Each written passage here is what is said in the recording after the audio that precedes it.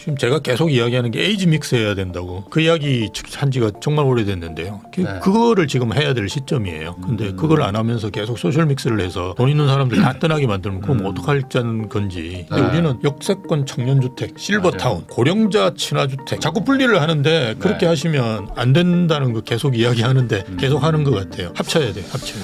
네, 그러면 이제 정부의 정책 좀 여쭤보도록 하겠습니다. 예. 정부가 이번에 어쨌든 88 공급 대책을 발표를 했는데 시장에서 반응이 뭐 이렇게 강하진 않은 것 같아요. 지금 어떻게 보십니까, 우선? 뭐 지금 할 수 있는 걸로 해서 그냥 최선을 다한 거라고 보여지긴 한데요. 좀 안타까운 점이 많이 있죠. 그래서 어쨌든 옛날하고 똑같이 이제 양적인 숫자 같은 거 발표하는 건 좀 안 했으면 좋겠는데 그게 지금 그런 숫자 같은 걸 지방에서 보시면 정말 섬찟하거든요. 그러니까 좀 그냥 서울에 맞는 그러니까 필요한데 주택을 많이 공급하는 것이 중요한데요. 뭐 그렇게 하지 않는 거는 좀 저는 문제가 있다고 보고요. 실기했다고 저는 봐요. 이를테면 우리가 그 코로나가 터지는 바람에 그죠? 뭐 가격이 좀 조정을 받고 이러니까 정부에서 그냥 사실은 공급에 대해서 손 놓고 있었거든요. 특히나 뭐 정치인 장관이 또 들어오다 보니까 또 문제도 생겼고요. 그래서 실기를 했다라는 게 저는 뭐 맞는다고 보고요. 근데 어쨌든 뭐 이게 공급 대책은 정말 끊임없이 계속해야지만이 겨우 잡을 수 있는 거다. 왜냐하면 앞으로 이제 그걸 할 수 있는 게 옛날에 비해서 훨씬 더 어렵거든요. 아파트를 우리나라는 이제 1000세대를 지어야 되기 때문에 이런 거는 꾸준히 해야 되는데 실기를 했고 너무 지금 여전히 양적인 대책 위주로 하고 있는 것이 아닌가 그렇게 봅니다.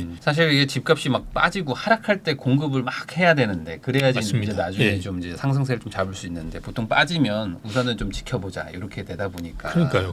좀 잘못된 거죠. 아까 말씀하신 것 중에 이제 필요한데 공급을 해야 된다라고 말씀하셨지만 사실 서울은 이제 땅이 없지 않습니까? 그래가지고 이제 그린벨트 해제가 나왔습니다. 그래서 이걸로 이제 8만 호 공급한다고 했는데 어쨌든 뭐 당장 공급은 안 되는 거지만 어쨌든 양질의 입지에다가 대규모 공급. 그래서 예전에 뭐 MB 정권 때 했던 거가 뭐 다시 떠오른다 이런 얘기도 하시는데 요거에 대해서는 어떻게 생각하십니까? 그린벨트 해제 정책에 대해서는 저는 아주 부정적입니다. 아주 부정적이시구나. 그러니까 지금은 도심을 개발해야 될 때고요.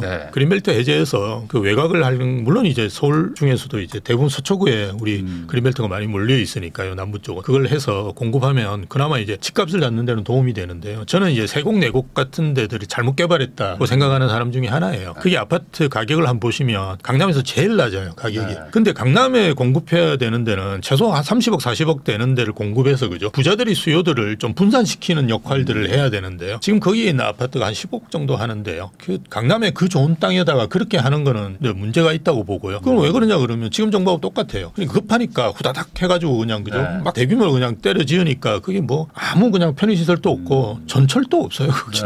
그러니까 그 엉망이게 개발해가지고 그냥 그렇게 망가뜨려 놓는 거거든요. 그냥 그린벨트로 있는 게 훨씬 낫죠. 근데 지금 서울에 같은 경우도 공급할 때가 되게 없다고 생각하는데 용적률 1000%씩 해가지고 공부하면 되죠. 뭐 못할 게 뭐 있습니까? 사실 뉴욕이랑 뭐 도쿄 다 맞습니다. 하는데. 그렇게 하는데 그러니까 우리가 도심 복합 개발이라는 이야기는 제가 뭐 그 국내 대학에 전임 교원으로 있을 때 거의 한 20년 전부터 나왔던 이야기예요. 그래서 그거를 좀 했더라면 좋았는데 지금 전혀 안 하고 계속 뭐 최근에 이제 분양하는 아파트들 보시면 서울은 이제 250에서 용적률이 300% 사이입니다. 이걸 1000%만 해도 4배를 공급할 수 있습니다. 그러면 서울의 아파트 가격 문제는 일반 해제되는 거예요. 다 그냥 해결되고 아무 문제 없고 오히려 가격을 떨어뜨릴 수 있죠. 근데 그렇게 안 하는 거예요. 계속 뭐 이야기하는 게 뭐 특혜니 뭐 어떠니 이러면서 계속 집값은 올리게 만들고 그래서 지금 저는 뭐 그린벨트 해제보다도 해야 될 일이 훨씬 많다. 서울시장이. 그래서 그 일을 해야 되는데 안 하고 계속 쓸데없이 그냥 뭐 타워팰리스 같은 임대주택을 만든다는 등 뭐 토지 허가제를 늘린다는 등 이런 소리를 하고 있으니까 집값이 잡히겠습니까? 안 잡히죠. 사실 이제 앞으로 컴팩트 시티 뭐 이런 얘기들도 맞습니다. 점점 있고 그리고 이제 대중교통이 앞으로 뭐 자율주행 이런 얘기까지 나오면은 사실 도심을 좀 뾰족하게 높이는 게 맞는 걸 텐데 지금은 좀 점점 퍼져나가는 걸로 3기 신도시도 그래서 비판이 좀 많았거든요. 그러니까 이게 우리나라의 도시개발 구조를 보면 물론 뭐 최근에는 이제 50층 규제를 풀어가지고 좀 높은 데도 올라가겠지만 서울이 제일 낮고 그죠. 이렇게 올라 수원 같은 데 가면 60층씩 막 이렇게 있잖아요. 그렇게 돼 있는 도시개발 스카이라인을 가지고 있는 나라가 거의 없어요. 뭐 맨하탄이나 도쿄에 가보시면 잘 아시다시피 뭐 100층씩 이렇게 지어가지고 예전에 추성훈 씨 막 살고 살고 이러는데 뭐 임대료가 1,000만 원 뭐 이런 데들을 만들어 놔야 되거든요. 그래야지 집값이 잡히고 뭐 일단 부자들이라든지 또는 부자들만 우리가 생각하는데 외국 분들도 국내에 이제 이렇게 와가지고 살 때는 그런 데를 되게 선호하거든요. 밑에 뭐 편의시설 다 돼 있고 본인은 지리도 잘 모르는데 뭐 차 가지고 멀리 가고 이러지 않지 않습니까? 예, 맞습니다. 그래서 그 안에서 모든 게 다 해결되는 걸 되게 선호합니다. 근데 우리는 원래 그렇게 할 수 있는 아주 천혜의 구조를 가지고 있어요. 서울이 굉장히 좁거든요. 이게 동경보다도 한 5분의 1 정도밖에 안 되고요. 정말 수도 중에서도 엄청나게 작은 면적을 가지고 있습니다. 우리가 여러분이 잘 모르시는데 대구, 뭐 부산, 울산 이런 데보다 서울이 더 작습니다. 그래서 원래 컴팩트 시티를 할 수 있는 정말 천혜의 조건을 갖추고 있는데 여기다 그냥 때려지으면 되거든요. 그래서 하면 되는데 계속 옆에를 그냥 늘리고 그죠? 그걸 또 그 출퇴근 시키기 위해서 GTX를 깔고 그 비용을 줄여가지고 하면 얼마나 좋은 그 도시 구조를 만들 수 있겠습니까? 그래서 좀 안타깝습니다. 예. 사실 뭐 50층, 70층 뭐 이런 것들 뭐 외국엔 되게 많은데 우리는 약간 좀 그런 거는 약간 좀 너무 높다.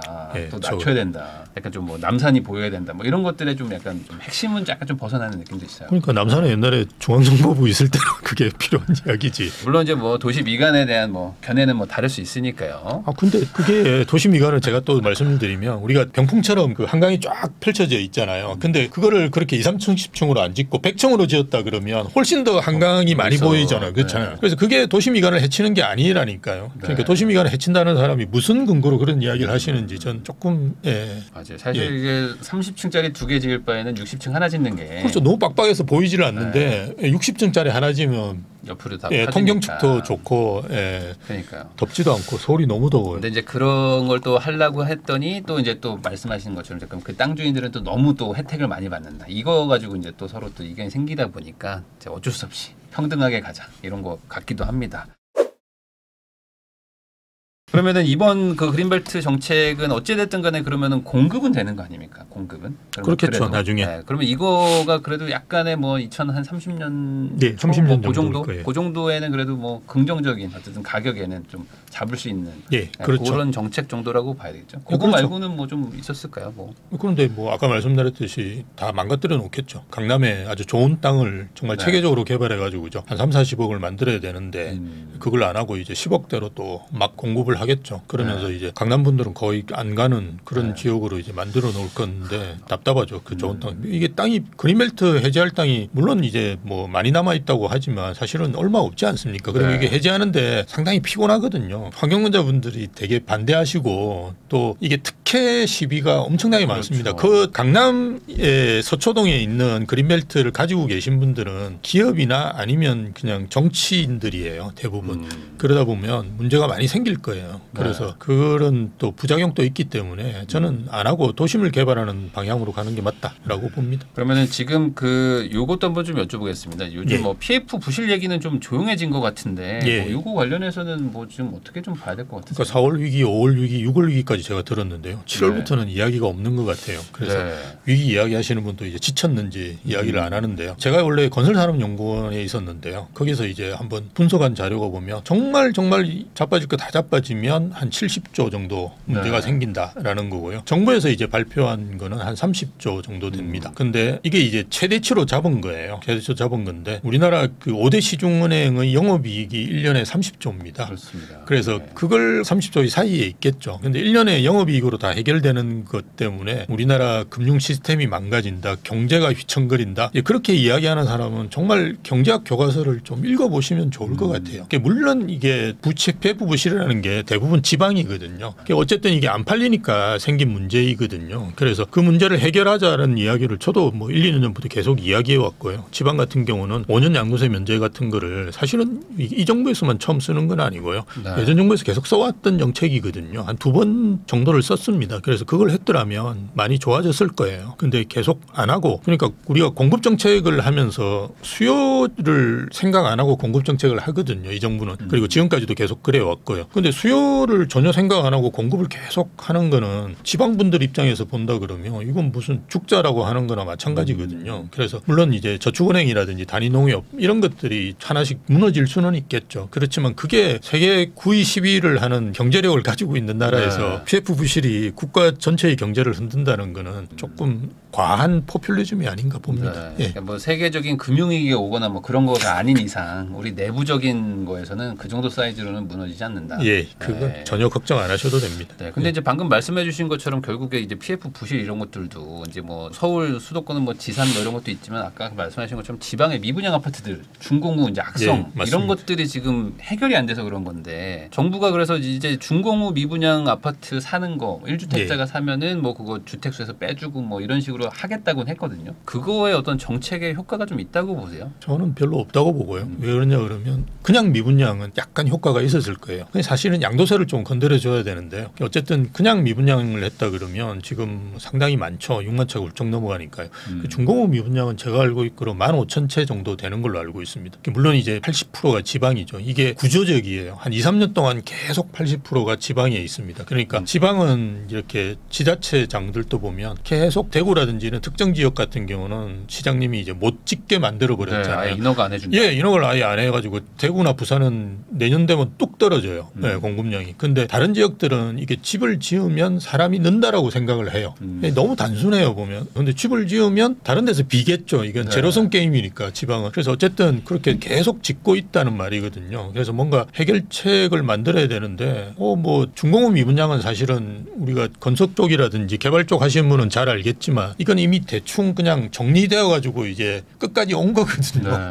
그나마 은행에서도 그죠. 네. PF를 계속 연장해주고 뭘 해서 끝까지 온 상품입니다. 그래서 사실은 이제 뭐 거의 손 안 대도 되는 정도거든요. 그래서 거의 문제 없는 상품에 대해서만 이렇게 해결해 주는 거는 저는 아닌 것 같고요. 그리고 진짜 문제가 있는 것만 남는 거잖아요. 근데 그나마 좀 뭔가 알짜면 그렇지만 뭔가 나중에는 알짜가 될 만한 것들은 지금 미분양 나는 것 중에는 사업장이 꽤 있을 거라고 보거든요. 아까 말씀하신 대구나 부산 이런 데들은 내년부터 그죠. 급격하게 줄어드니까 뭔가 이제 투자하시려고 하는 분이 좀 덤벼들 수 있는 그런 미분양이 있을 수 있다고 봅니다. 그런 거를 이제 풀어줘야 되는데 중공업 미분양은 사실은 큰 의미는 없어요. 네. 지금 결국에 뭔가 정책이 시원하게 나온다기보다는 약간씩 약간 조금씩 이제 좀 눈치를 봐야겠다 하는데 이제 효과가 없어가지고 그러다 보니까 시간이 가는. 좌파 정부 눈치를 보는지 왜 자꾸 눈치를 보면서 하는 것 같아요. 그러면 아까 잠깐도 얘기해 주셨지만 이제 용적률 1000% 얘기를 해주셨는데 사실 지금 서울시도 요즘에 사업성이 워낙 떨어지는 재개발 재건축 단지들이 많아지다 보니까 그렇죠. 용적률 조금 풀어준다고 이제 연초에도 한번 발표하고 이번에 대책에도 들어갔었거든요. 그래서 뭐 조금 좀 풀어주는데 한 30% 40% 정도 늘려주겠다 이런 얘기들이 있는데 그 정도로는 안 된다고 보시는 거죠. 그러니까 지금 집값 잡으려면 말씀드렸듯이 뭐 한 1000% 정도 높여가지고 하면 일본은 제가 알고 있기로 1200% 막 그렇게 되거든요.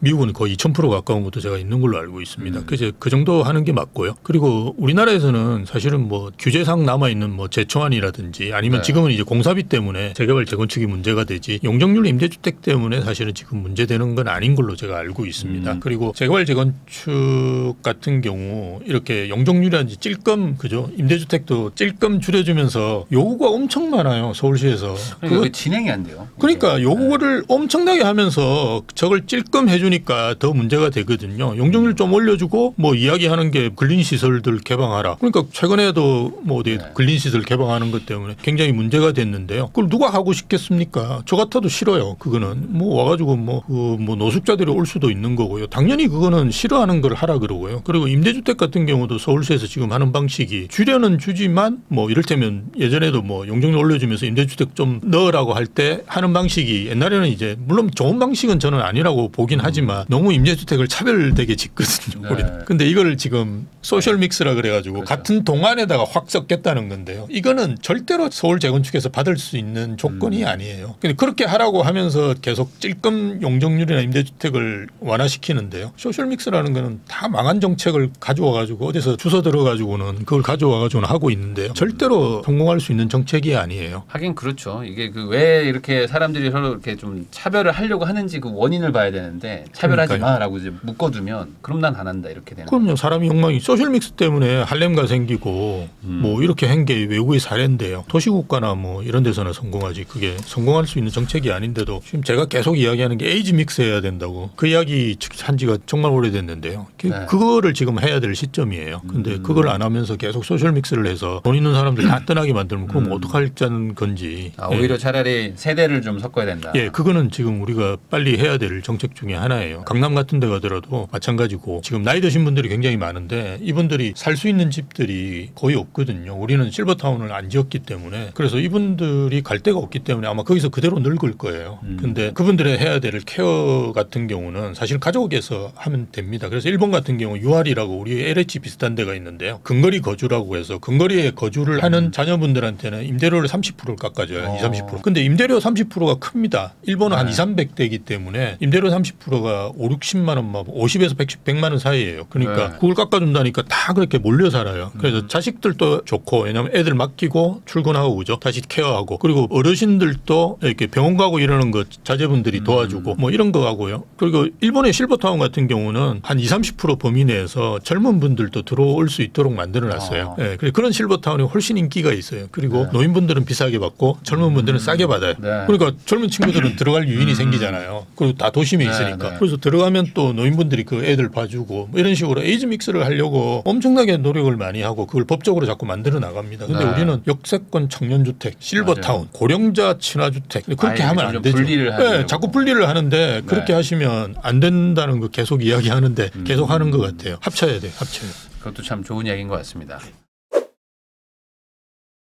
그러면 또 요거 마지막으로 한번 또 여쭤보겠습니다. 요즘에 그 임대차 뭐 3법이지만 뭐 이제 하나 빼고 이제 2법에 대해서 이제 좀 폐지 얘기도 막 계속 나오고 정치권에서도 나오는데 이거가 이제 또 이제 4년 차가 돌아오고 있단 말이에요. 그래서 맞습니다. 이제 또 신규 계약하면 또 이제 4년 동안 또 2+2 가지고 또 막 분쟁도 많아질 것 같아서 요거 폐지하자. 요거에 대해서는 어떤 생각이 드세요? 이건 관행으로 자꾸 바뀌어가고 있는데 폐지하는 게 이제 단기적으로 힘들다. 폐지하면 더 큰 혼란이 있을 수 있다라고 사실은 좀 걱정되는 부분이 있고요. 그래서 폐지를 하는 건 저는 맞다고 보고요. 그렇다 그러면 2+1으로 간다든지 이런 중간다리 역할을 하는 건 뭔가 넣는 게 저는 좋은 것 같아요. 네, 그래서 2년 하고 1년만 더 살 수 있도록 한다든지 그리고 폐지를 하더라도 우리가 도입하는 순서 역으로 이제 해야 되고요. 뭐 이런 식으로 조금 정책적으로 굉장히 고민하면서 해야 되는 거거든요. 그래서 폐지하는 건 맞는데 지금 당장에 그냥 폐지하는 거 할 수도 없을 거예요. 민주당이 동의 안 하는데 이걸 어떻게 하겠습니까? 그래서 그냥 탁상공론이긴 한데요. 어쨌든 나중에 뭐 민주당에서 만약 이게 문제가 있다라고 해서 폐지를 한다 그러면 2+1이라든지 그런 중간다리 역할을 하는 거를 하나 만들어서 하는 게 좀 그 시장에 그러니까 부작용 같은 걸 없앨 수 있지 않을까. 왜 제가 여쭤보냐면은 이렇게 되면 또 계약갱신 청구권들이 좀 몰리는 동네들은 뭐 살기 좋은 동네들은 또 갑자기 또 전세 물량이 또 확 줄어들까-봐. 맞습니다. 그런 부작용이 분명히 또 나옵니다. 그러니까 그냥 부작용을 해소할 수 있는 뭔가 중간다리 역할을 하면서 하는 건 맞는데 지금 그냥 팍 해제하는 것도 정치적인 수사예요. 사실 그렇지 않습니까? 포퓰리즘이에요. 어떻게 그게 되겠어요? 그러니까